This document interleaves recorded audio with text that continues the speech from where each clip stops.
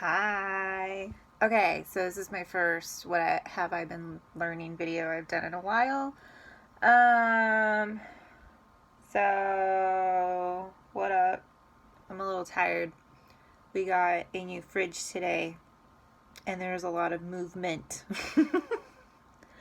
of things, both refrigerated and not. So I'm a little tired. And then we have the roof being redone. So there's going to be lots of noises this week.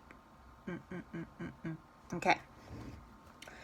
So what I want to talk about, because I've been learning all the things, but there's this book called Influence, the Psychology of Persuasion by Dr. Robert B.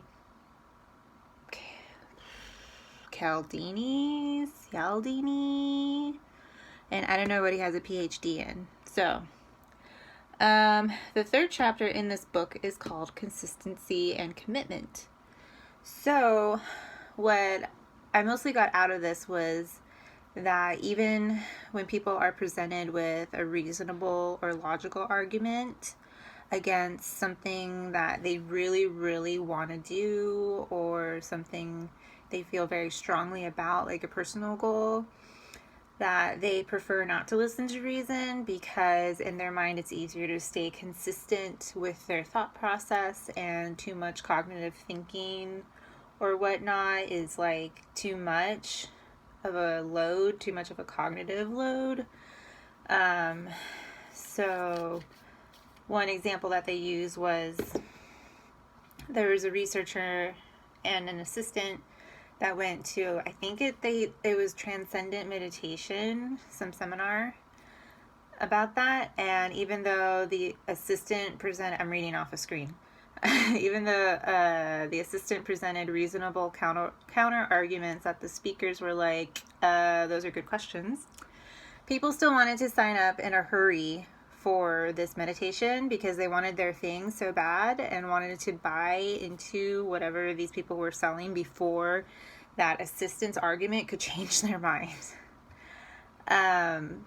Because I guess, let's see, there was two people who really needed to get sleep because they couldn't figure out how to get good sleep, and then there's someone who wanted to be an actor or actress. And the other point that they were making is that a lot of times we're bombarded with so much information every day in our modern lives that we just kind of go in these autopilot modes.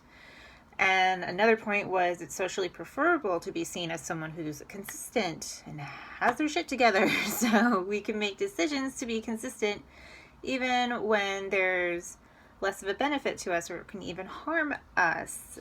There was an example of a lady who was in a relationship with someone who wouldn't propose and wouldn't stop drinking. So she broke it off with that person, but then her ex came back in her life. I guess he was out of town and came back.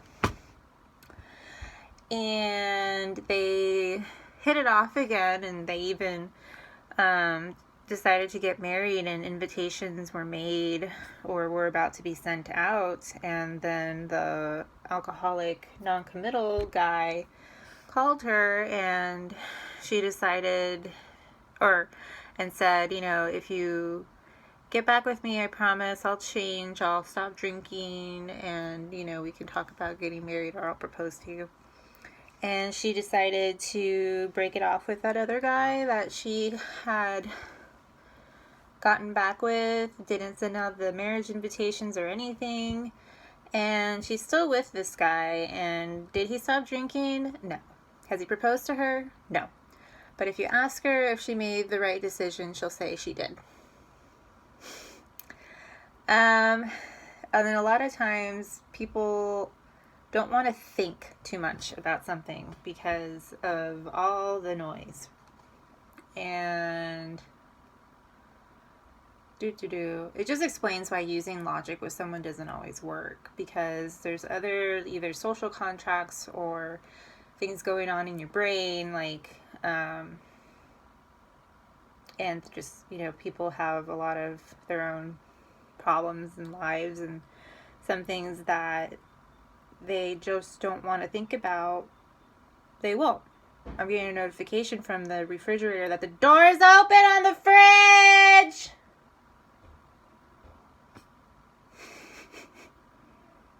Okay, and then it told me the door was closed. Nice. Oh, and this was really good. So there's toy companies purposefully don't stock stores with enough of the popular toy of the year because kids will get their parents to promise them to buy the toy. Then the parent will go to the store and it's out of stock. So what does the parent do? Well, Christmas is going to come anyway, so I'm going to get something comparable for my kid because I promised them this toy and now I can't deliver. So I'm going to get them something comparable, maybe even more expensive. They didn't necessarily say that, but that might happen. And then lo and behold, sometime like mid-January, that toy is all of a sudden back in stock in plentiful quantities. So the parents, because they promised, and the children will remind you that you promised, and because you want to be a good example of what keeping promises means and that it's important to keep your promises, you go and you buy the kid that expensive toy or even whatever price. the toy you promised to get the kid. And toy companies know this. And they rely on that contract, essentially, that your child is forcing you into when these toy companies push these toys to them through whatever channels. I mean, it used to be Saturday morning cartoons, but probably now it's like all YouTube and Twitter and Instagram and Facebook advertising or TikTok. I don't know. Do they have ads on TikTok yet? I don't know. I have to make money somehow, right? So then guess what? You end up spending twice as much because you got the comparable toy back for Christmas and then you got them the new toy after Christmas. And it's not even Christmas, maybe it's their birthday, but I mean, they got you to spend twice as much. Okay, so that's it for what I've been learning lately. Bye.